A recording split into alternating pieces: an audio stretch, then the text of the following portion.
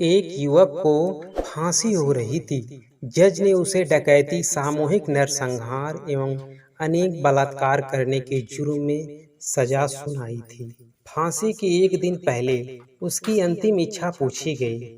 उस युवक ने अपनी मां से मिलने की इच्छा जाहिर की।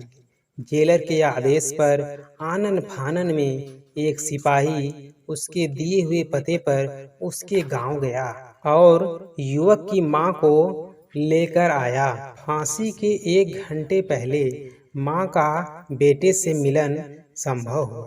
फांसी का तख्त सजा था।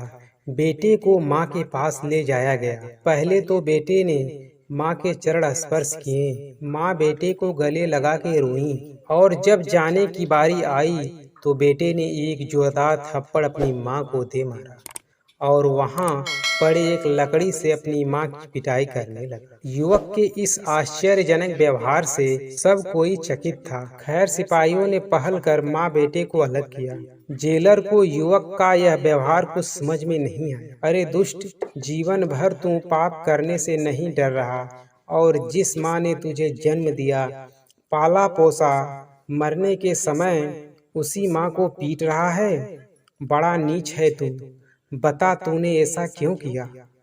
तब उस युवक ने जवाब दिया, जेलर साहब, आप मुझे भला बुरा कह सकते हैं, वैसे भी मैं कुछ मिनटों का मेहमान हूँ, पर आज जो मैं फांसी चढ़ रहा हूँ उसकी वजह मेरी माँ ही है।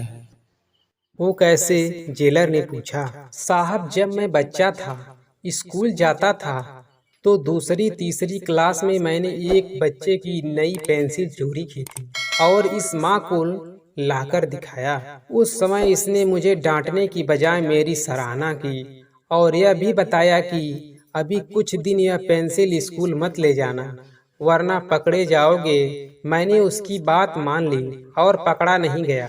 फिर मैंने कुछ दिनों बाद एक अमीर लड़के का टिफिन बॉक्स खाने सहित चुराया। उस समय भी उसने मुझे डांटा नहीं और हम दोनों ने मिलकर वह स्वादिष्ट भोजन खाया। फिर कुछ समय बाद मैंने अपने टीचर का बटुआ गायब किया। इस प्रकार मेरी हिम्मत बढ़ती गई। एक दिन खेल खेल में उत्सुकतावश शाम के वक्त एक बूढ़े राहगीर को लकड़ी का डंडा दिखाया। उसे बंदूक बता उसके पास के पैसे एवं 5 सेर अनाज लूट लिया और माँ को दिखाया तो वह बहुत खुश हुई और बोली कि अभी कुछ दिन उस बूढ़े के सामने मत जाना एवं गांव के चौक पर मत जाना, वह बूढ़ा थाने में रपट लिखवा चुका होगा। इस बीच मुझे गांव के अन्य आवारा लड़कों से दोस्ती हो गई। एक दिन यूं ही राह चलती लड़की को हम लोगों ने छेड़ा। फिर एक दिन गांव के सेठ के घर डाका डाला। सेठ ने मुझे शायद पहचान लिया था। पुलिस आई एवं पकड़ कर ले गई। 2 वर्ष की सजा हुई।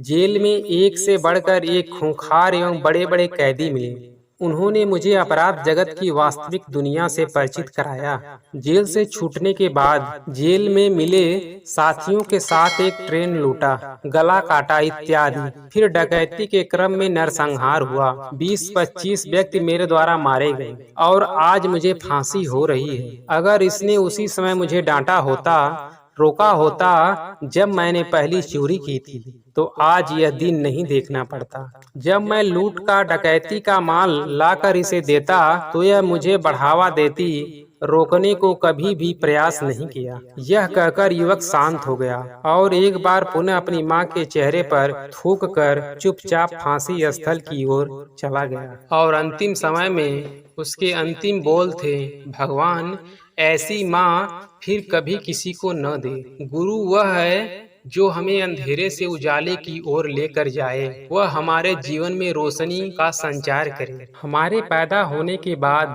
अगर कोई सबसे पहले हमें संरक्षण देता है तो वह हमारे माता पिता होते हैं। माँ अगर चाहे तो शिशु को संत बना सकती है और वही माँ एक शिशु को डाकू भी बना सकती है। पाठशाला में ज्ञान तो प्राप्त किया जा सकता है, परंतु संस्कार तो माता की ही देन होती है।